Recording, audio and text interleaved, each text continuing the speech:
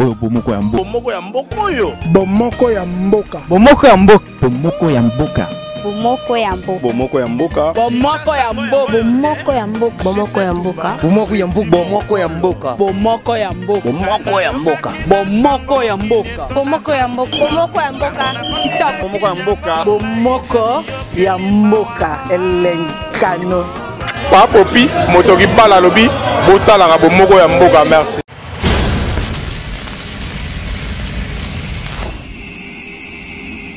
Ya kotika pour que tozwa mokonzi mosusu na tirer le son que nzambe azalaka na ngambo yo batu bazalaka ebeleti. Alors to annonsaki pe bibembo yo bauti ko boma boma awa ezala ya ba grand.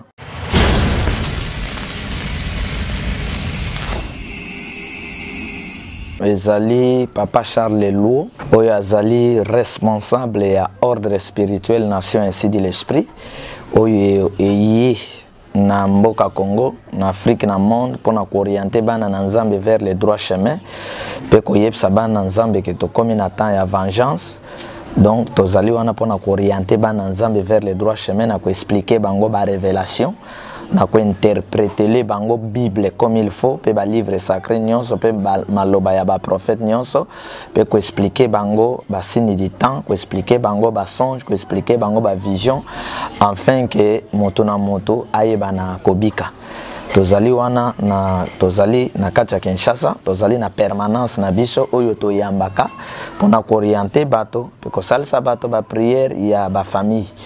Et en dehors de ça, nous allons être responsables du réseau national et international des sauveurs. Oyo touti ko créer non loin pour ça nangwezali ko former bato oyo lobby bakozala ba bon gérant ya bamboka pe ya likambo na nzambe parce que to zui ba faux gérant ebele o ba komi ba riche bango moko ba rendre peuple ya nzambe pauvre. Alors réseau wana ya Ernest et yepe na likanisi wana. Donc voilà oyo ezali Papa Charles Leloup fils ya esprit tout puissant nde nzambe atindi ngai à rendre biso ba tout puissant pour na kosala mosala na ye. Donc voilà. Alors c'est comme ndenge ezalaka na nyonso il faut na bande ko nyonso bazolanda biso nzambe apambola bango pe nzambe nazokumisa ye po mercredi ya lobi ezalaki anniversaire na ngai. Donc nzambe azalo koma bateli ngai pe abateli bino. Voilà on a ko répondre na motuna na yo. Je pense que mon frère bandeko bazolanda biso bazala nanu impartial, c'est-à-dire na katikati bazala na parti prité balanda biso malamu. En réalité mosali na nzambe motinda mi ya nzambe nzambe atinda ye apesa bomoi na ba citoyen nyonso. Nzambe atinda bango lisusu soki bakambi ya mboka bazali konyokola peuple, alors ekosala ke basali na nzambe bakozala na ngambo ya peuple, na ngambo ya peuple ndenge Élise bazala na ngambo ya Nabot tango oyo akaba botoli bilanga ya Nabot. Mais chose étonnante lelo na dossier ya Congo ba pasteur bazali ngambo ya politique pe ngambo ya autorité politique à cause ya lokoso ya mbongo. Alors tozo kamwate, c'est pourquoi omoni apport ya ba pasteur ezali ke bazali parti pris ko bandana mingi ndambo ya ba pasteur ya catholique bango nyonso te, ndambo ba pasteur ya catholique bazali ba fanatique, ba pasteur ya protestant n'en parlons pas, na réveil n'en parlons pas, et l'église à Saint-Esprit tout le monde bazali derrière la politique pour na koluka sécurité ya mokili pe pona koluka mosolo pe pona ko banga bato oyo bazali konyoko la peuple.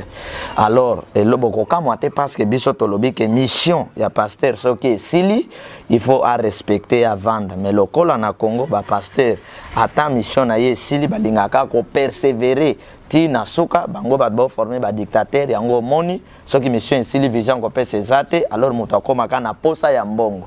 Alors biso bato toye nde tozosala mosala oyo Yesu asalaki. Yesu sima ya peuple, Yesu azote ya mate ya po moto nyonso abika. Nde biso toye pour que bakonzi wana bayoka babongwa na babika, batika konyoko la peuple ya nzambe po kanda ya nzambe ekozala likolo na bango. Voilà apport na biso yango wana mon frère. Merci mon frère. Ça vous ekoyeb sabino kama loba o Yesu aloba que ceux qui sont venus avant moi sont des mercenaires. Or Alors, les hommes de Dieu, en dehors de Savana Kota, les hommes de Dieu, comment on appelle que Tango Akab, Abomi Nabot, a préparé que Bitumbana Syrie. Moninga na ye Josaphat aye kotuna ye biso tozali bota na Nzambe tokenda bitumba boite photo consulter Nzambe. Akab a consulter ki ba prophète o bazalaki ba fanatique na ye. Awo ya pesa kambong et tous ces prophètes étaient d'accord ko flatter Akab ke kendo kolonga bitumba. Et Josaphat a lobi non. Na yoki elobeli ya bato mais prophète mususu azate Akab alobi moko atikali mission na linga yete po makambo ayebisaka ngai na sepelaka nango te. Donc na ba roi ba fanatique ya ba faux prophète ba fanatique ya ba roi ndio moni likambo wana dans un pays oyo pays ezokufa pays oyo bato wana ndio basimba ka Bible bolingo na Nzambe bazo se diviser na bato politique bazo menacer bato ko bomaka bato mikolonions ko sacrifier makila pour na politique au lieu que les hommes de Dieu bazalanga moko na position moko pour dire la vérité na bakonzi wana non bazo se diviser na lokoso ya mbongo pour mission ici laki bazo servir lisusu Yesu te. Or Jésus a donné sa vie pour ses brebis. Ba Martin Luther ba pesi ba kufa pour na ba noir bakimbango bakufa pour na indépendance ya mboka. Mais regardez ces pasteurs aujourd'hui qui deviennent plus riches au lieu basala mosalo Yesu asalaki. Donc bazali clairement parlant bazali ba faux, bazali ba fanatique, bazana tente ya koloba vérité na bato bazana ko boma milimo bato na ba politiciens oyo bazali ko rouler bato. Donc wana ba mercenaires bazolo kambongo na bango. Alors il ne faut plus qu'on compter sur bato alolenge wana. Donc ba congolais ba tourner regard na ba bon serviteur et na nouveau message o ezali ko ya. Message à Moïse comment qui expiré. Message attend, ils allaient message à Yesu Masia. Alors, va se contenter na message attend. Il y a bateau baillé pour le coche en bon mais pour un message véritable afin que tout arriver à un Congo tout puissant où il n'y aura plus de plus grands riches, n'a pas plus pauvres. Il y a vie à montagne stable, dengue matata tampon à kolia, dengue peuple naïe à kolia, dengue Joseph à kolia, dengue yope mon frère, okoyeba na kolia de bolingwa lola, bolingwa nzambe yangoan. Voilà. Merci mon frère, tu as annoncé un message belé. Depuis na bandi mosala ya Nzambe pour un Congo tout puissant, makambo ebele tozana koloba yango ezana kosalema. Toyebisaki bande komoso batuna ki mituna sur élection toyebisaki bango ke programme ya moto, projet ya moto ezalika moto atikala na bokonzi mettant ici ebetaki pona Nzambe ngonga ya pouvoir en place ici ekokaki constitutionnellement et spirituellement ya kotika pour que tozwa mokonzi mosusu totambola na ye. Alors, tu annonces qui peut bibembo yo ba uti ko boma awa ezala ya ba grand bomoni ndeko zaidi ya uti ko kende nyonso toyebaki na ko annoncer yango mais eloko na ko yebisa yo awa Seigneur azana position moko mwangonga mokeo azotika o bato bazo persévérer kaka ba créer ba accord ya bomutu lokola tour de Babel nazola kabino kaka tour de Babel ezokweya eloko na ko lakayo comme mosal na Nzambe ke tour de Babel ezokweya tour de Babel ezanini tamosuba ko interpréter na lolenge ya bomoto tour de Babel ezali makanisi nyonso bayi politique bato na Nzambe bazali kozwa pona intérêt na bango pona lokumu Nzambe te pona intérêt général te ezali tour de Babel. Alors na lobika ke tour de Babel ezosala nini ezokweya donc immeuble molayi ezobuka. En tout cas Nzambe yazwa lokumu na ye en tant que Nzambe. L'espoir ya bato nyonso ezali ke Hillary Clinton mwana mwasi wana azali kozwa bokonzi. Soki batali na Facebook na ngai na komaki yango na lobi na ba terme biblique ndenge Bible lobi pouvoir ya bête ko sala boy na lobi oyo nani lisusu azali ko ya oyo pour que amema bomutu na ye mabe na ye na sena moi mwasi nini oyo azali ko ya oyo. Alors bato nyonso espoir na bango ezali na Hillary Clinton na politique ya Hillary Clinton oyo azali na ngambo Obama.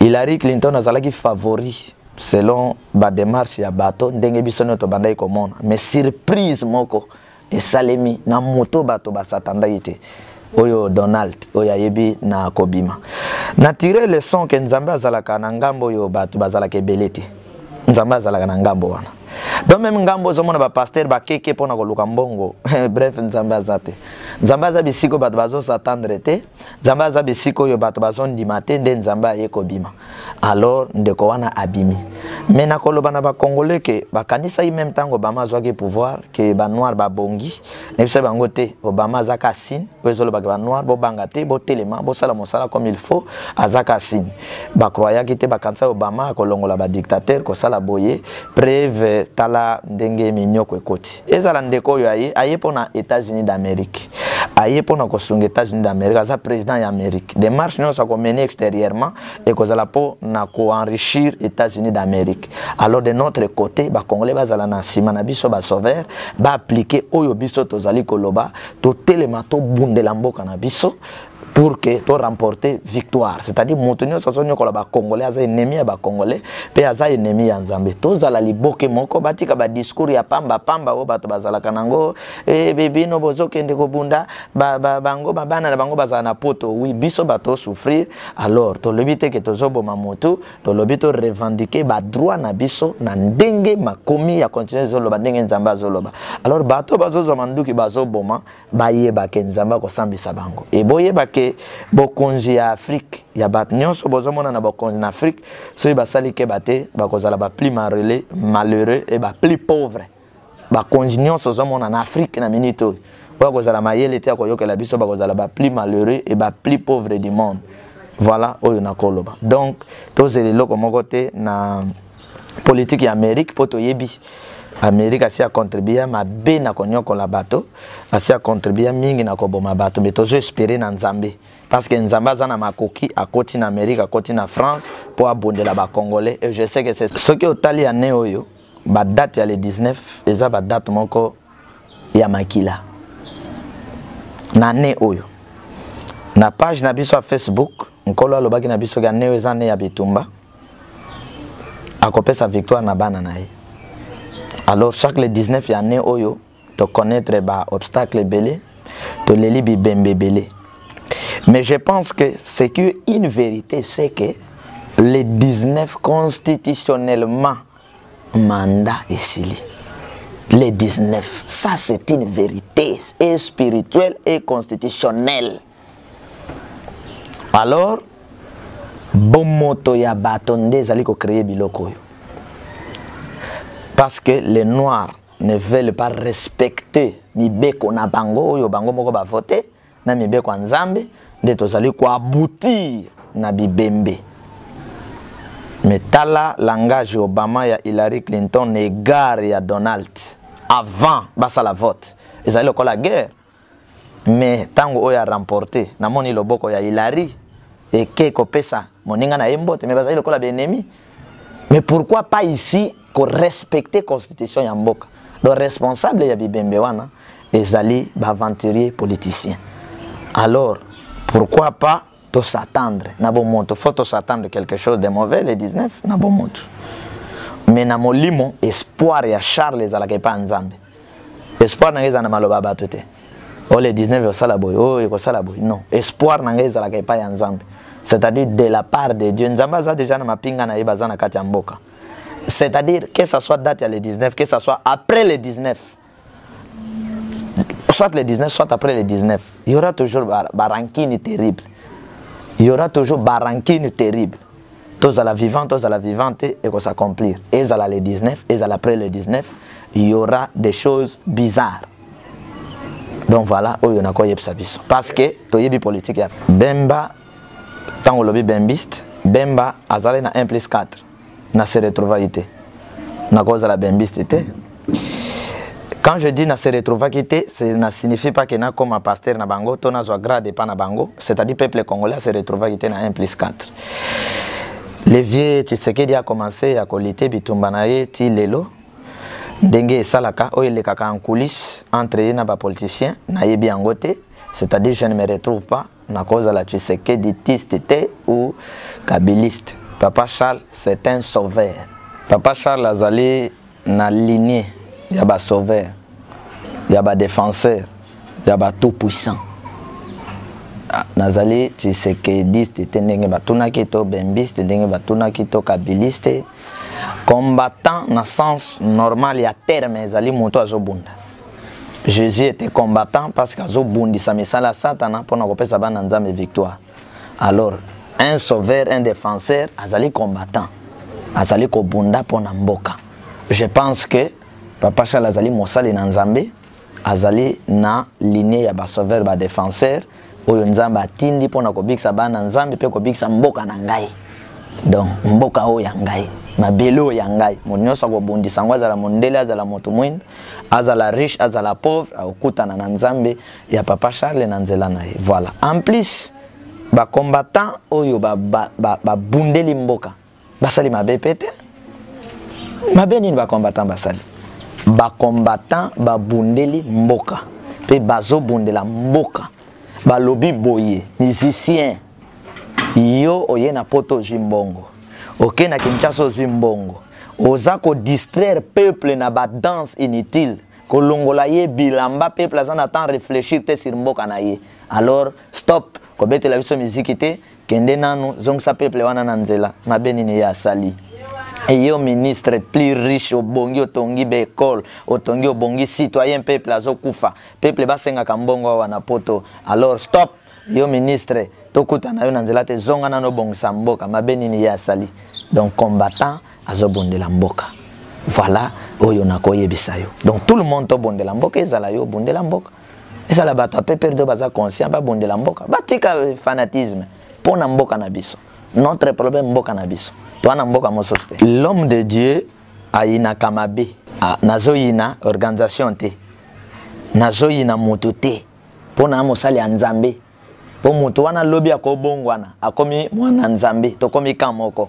Mais l'homme de Dieu il n'a qu'à mabe. Yango Bible zoloba que si tu désobéis à la voix de l'Éternel ton Dieu, voici toutes les malédictions qui seront avec toi. Donc même nzambe atel melaka mabe nazoyina égoïsme. Nazoyina fanatisme, nazoyina qui dictature, nazoyina qui adultère, nazoyina donc cupidité. Tala biloko nazoyina ndeko. Yangoan. Donc, nakoyi na mutute. Vous comprenez? Donc, même Rwandais, oya zamwana nzambe, na ulinga iti. Mais Rwanda, yo alobi na kebo mananga ba Congolais. Non, toko kuta na ina nzela, toko bunda nebitum. Donc, voilà, nakoyi na mutute. Ngana zalate na parti po bato wana nyos ba yini mutu, nga pe na yina. Non, tala bat nyos bazali pour Hillary Clinton. Mais Trump, nzamba, asali makamne ndenge mosusu. C'est-à-dire que bato même temps où Yesu aye est-ce que yo moni balinga ki bango tout bazali pour Moïse balinga Yesu te mais nzamba zali na kan ya Yesu. Donc nakoyi na moto te atanganga kisi comme mutu créature de Dieu na oyinete mais misala na ye ya bonganga oya préparaka ba match bato bakufa na stade ngana misala wana fo moto elanda misala wana pour moto wana zala délivrer. Non, tout simplement bato bayebake bakomi na suka ya mission. Batika mosala na bana oyo bazali en vigueur. Voilà, ba combien de heures y attend. Point très.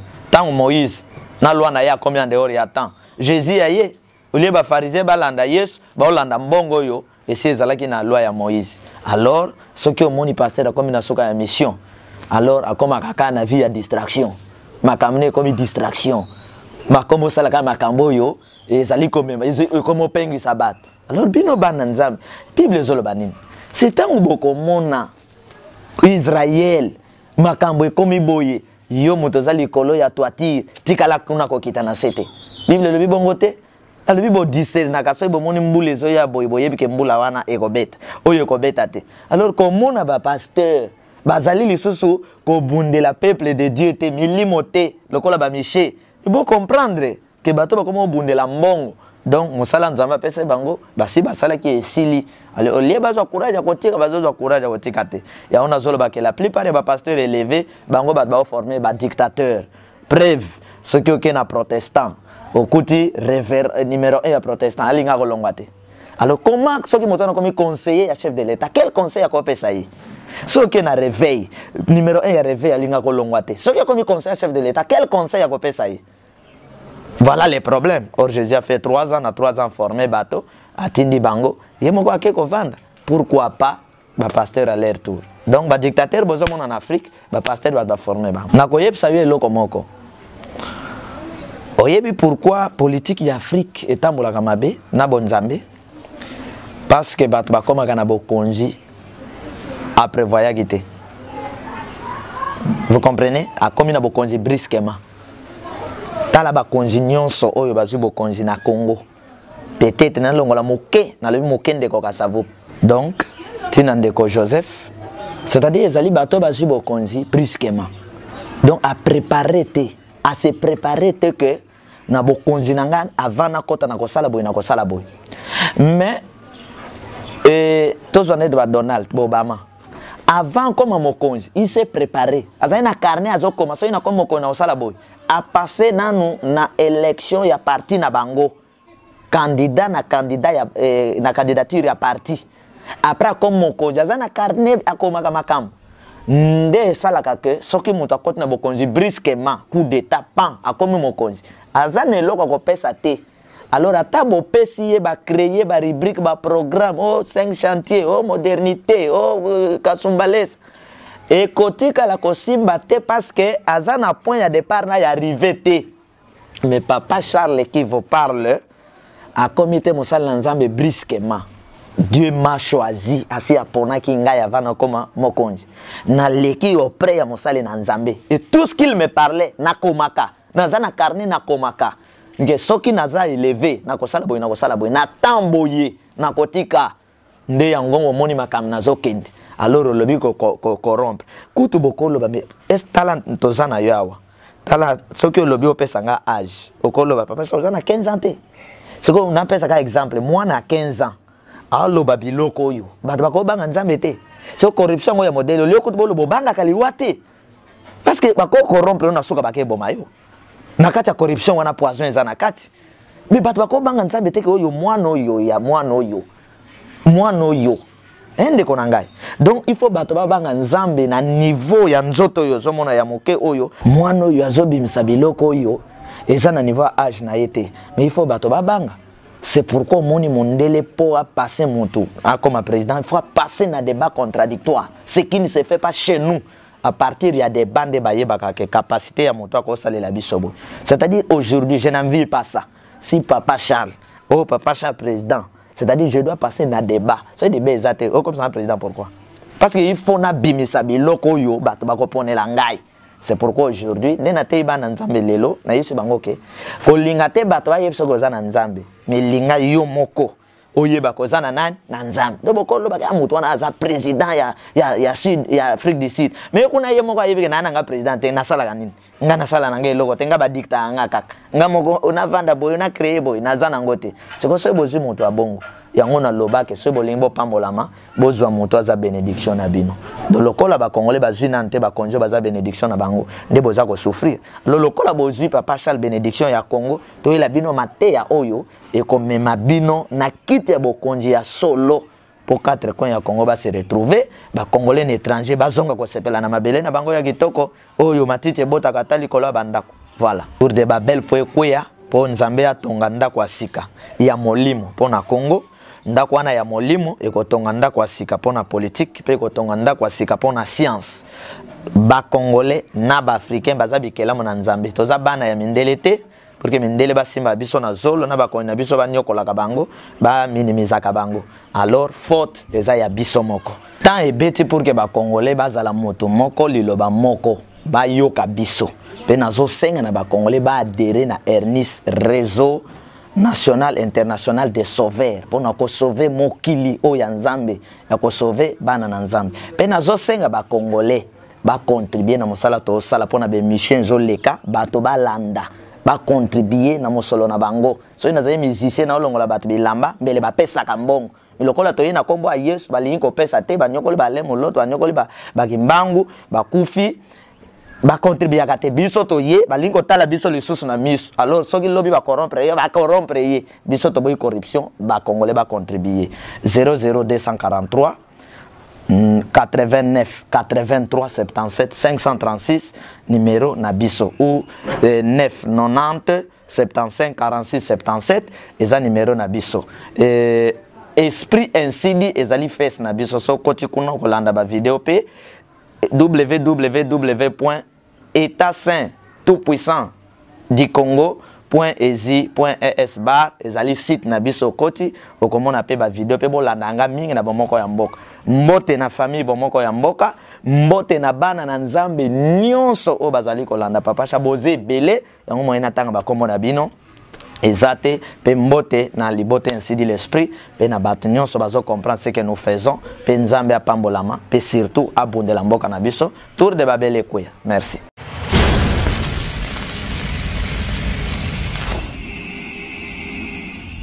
Bonjour Bandeko Nanga Nyoso, mes frères, mes sœurs congolais. Tala, restez connectés, Kozapete, Oyo Bomoko ya Mboka. Site Mibalete Karamoko.